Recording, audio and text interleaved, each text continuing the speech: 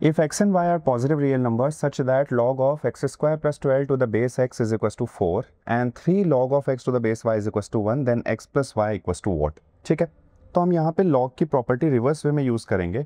आपको पता होना चाहिए कि अगर मान लीजिए a जो है ये log of m to the base n के बराबर है, in that case we can say that m is nothing but a to the power n, right? तो ये प्रॉपर्टी हम रिवर्स वे में यूज़ करने वाले हैं।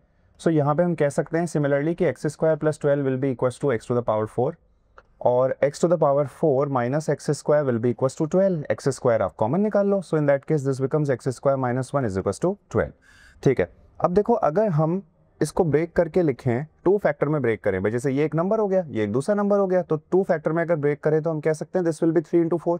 ओके, और अगर x की वैल्यू 2 ले लें सो ये हो जाता है 4, 2 स्क्वायर इज 4 माइनस 1 3, राइट? तो ये सेटिस्फाई कर रहा है, यहाँ से हम x की वैल्यू को ले लेंगे 2।